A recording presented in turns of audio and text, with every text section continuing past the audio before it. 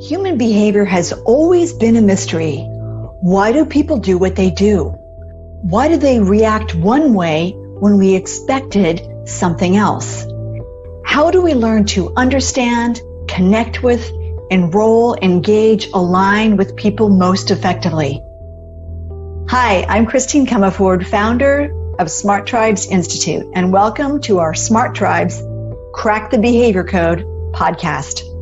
In each episode, you'll learn practical, easy-to-use tools to better understand and change human behavior. These tools will help your team outperform, out-engage, outsell the competition. In other words, to become a smart tribe.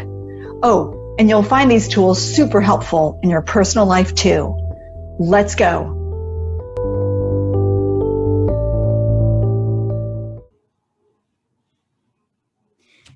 Five ways to get optimal outcomes from your team.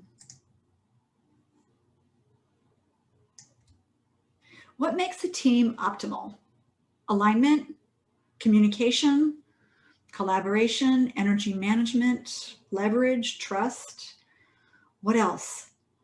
Google did some comprehensive multi-year research on this topic a couple years ago, and I want to bring it back and have us look at it now, because I think it's really appropriate in today's world.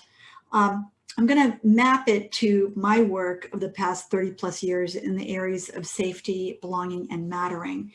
And I found that everything does come back to safety, belonging, mattering, no matter what structure you want to wrap around the idea of optimal teaming. So let's look at what Google learned in its extensive research on this topic.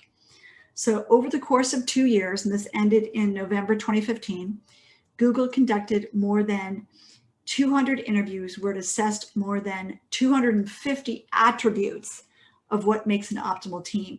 And the findings from the 180 teams that they studied were surprising.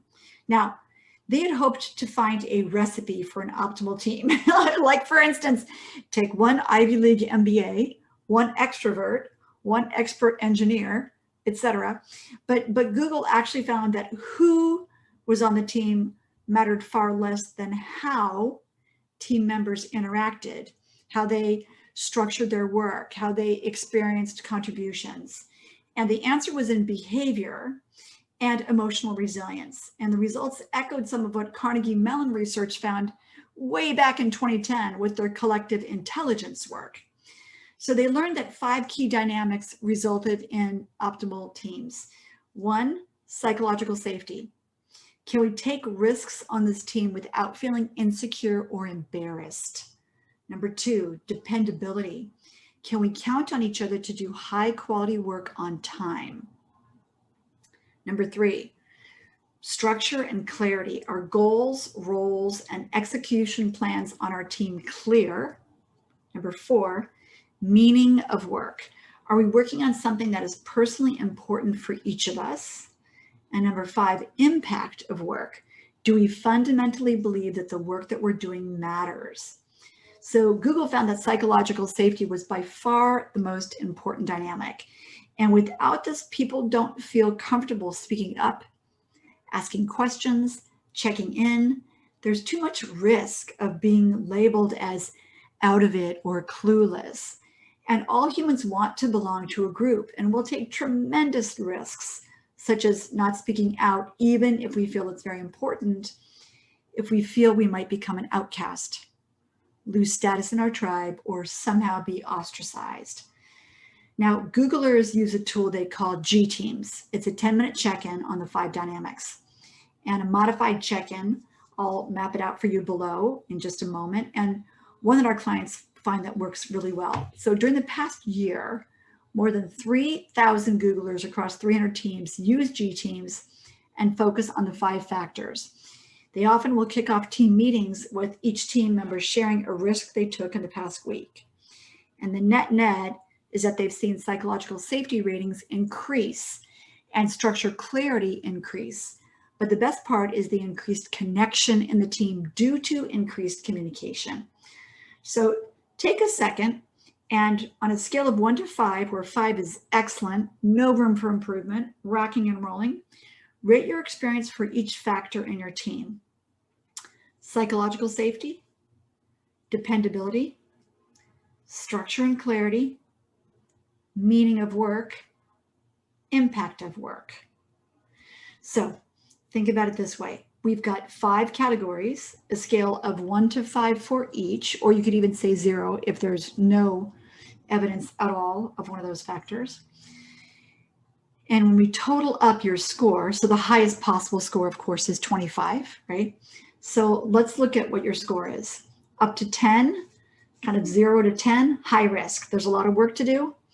And we're going to have a table on the show page to show you the safety, belonging, mattering table so that you can get a neuroscience-based coach, work with us, work with somebody else to get to work healing your culture.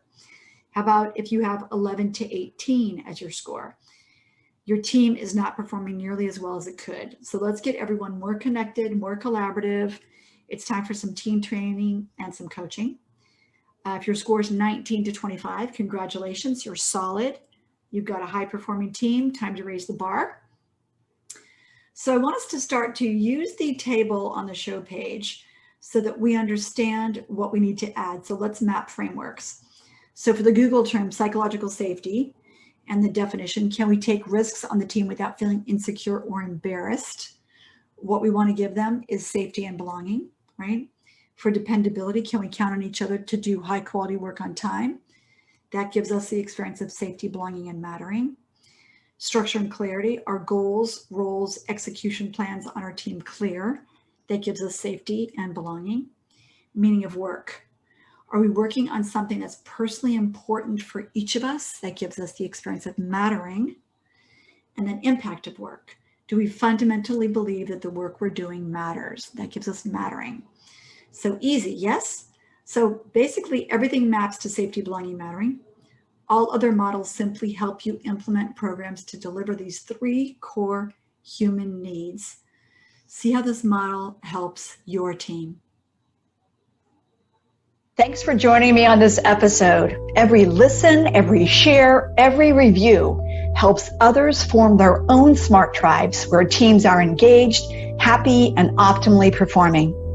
Together, you and I can help millions of people crack the behavior code in their organizations, families, and communities.